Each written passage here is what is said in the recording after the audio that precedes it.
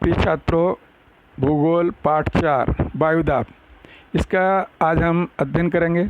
इसके बारे में सामान्यतः अगर देखें तो वायुमंडल की वायु का जो दाब है वो भूपृष्ठ पर पड़ता है, यानी ज़मीन का जो हिस्सा है उसके ऊपर वायु का प्रेशर जो है वो पड़ता है।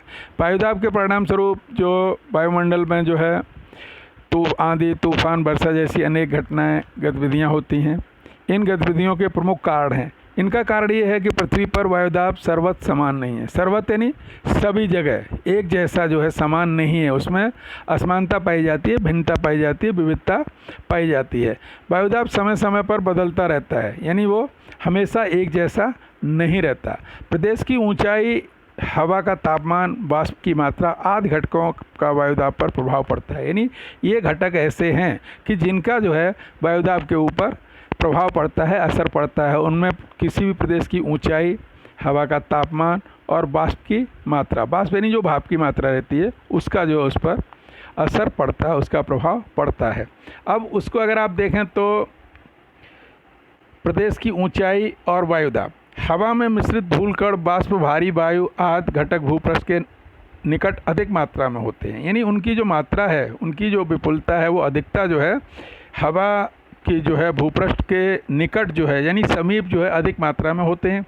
ऊंचाई बढ़ते जाने पर वो मात्रा कम होती जाती है। जैसे जैसे हम ऊंचाई पर जाते हैं वैसे वैसे ये मात्रा, काहे की मात्रा, जो हवा में मिश्रित धूलकण हैं, वाष्प हैं और भारी वायु जो है, इनकी मात्रा जो है ऊंचाई पर जैसे जैसे जाते हैं वैसे कम होती जाती है। भूपृष्ठ से जैसे जैसे ऊपर जाते हैं वैसे हवा विरल होती जाती है।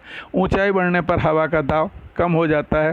परिणामतः हवा का दाब ऊंचाई के अनुसार कम हो जाता है, यानी जैसे जैसे ऊंचाई पर जाते हैं। इसलिए अगर आपने देखा हो या आपको जानकारी हो या कहीं सुना हो या पढ़ा हो कि जो लोग पर्वतारोही होते हैं वो जब ऊंची ऊंची चोटियों पर पहुंचते हैं तो वहाँ पर ऑक्सीजन की मात्रा जो बहुत कम हो जाती है, जिससे कि उनको वहाँ पर बहुत ज़्यादा तकलीफ होती है। अब उसके साथ ही इसमें एक जो है प्रयोग करके देखो, हवा का तापमान और वायुदाब, इसको आपने पढ़ लेना है, क्योंकि इसमें जो आकाश कंदील वगैरह भी आपको कहीं नहीं मिल सकता और आप उसके बारे में कोई प्रयोग ऐसा न करें। और अगर किसी की इच्छा हो कि हमको करना ही है तो अपने अभिभावक, माता पिता के साथ उसको करके देखें, अन्यथा मेरे हिसाब से उसको आपको करने की कोई ज़रूरत अभी नहीं है। इसके बाद उसको अगर आप देखें कि प्रदेश की ऊंचाई और वायुदाब, इसमें भी हवा में मिश्रित धूलकण, वाष्प, भारी वायु आदि घटक पृथ्वी के मात्रा में अधिक होते हैं और ऊंचाई पर जाने पर कम हो जाते हैं। ये आपको अभी बताया।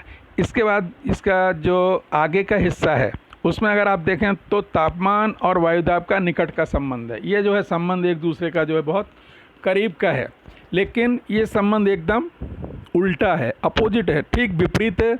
जहाँ तापमान अधिक होता है वहाँ वायुदाब कम होता है, और जहाँ वायुदाब कम होता है वहाँ पर तापमान के कारण हवा गर्म होती है और प्रसारित होती है।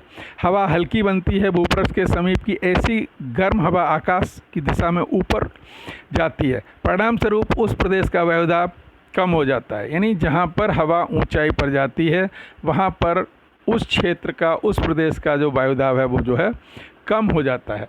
तापमान पेटियाँ और वायुदाब पेटियों में पारस्परिक संबंध है।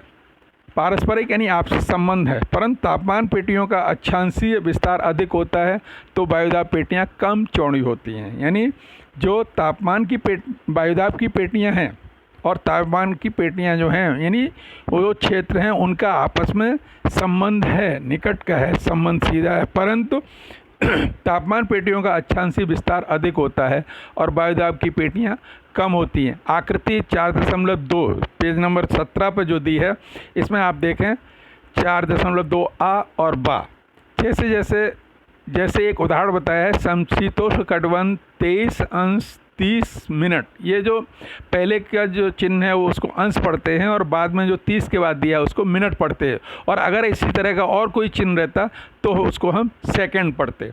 अब ये 23:30 से 66:30 अक्षांशों के बीच है। इस तुलना में वायुदाब की पेटियों का अक्षांशीय विस्तार सीमित है। ये विस्तार सामान्यतः 10 अंश अक्षांश तक होता है। इसको आप जो है इस आकृति में देख सकते हैं। तापमान के असमान वितरण का प्रभाव वायुदाब पर भी पड़ता है। पृथ्वी के ऊपर विषुवत रेखा से लेकर दोनों ध्रुवों के बीच क्षैतिज समानांतर दिशा में वायु के कम और अधिक दाब की पेटियों का निर्माण होता है। इसको आकृति 4.2 के बा में जो है बताया गया है। अब इसके आगे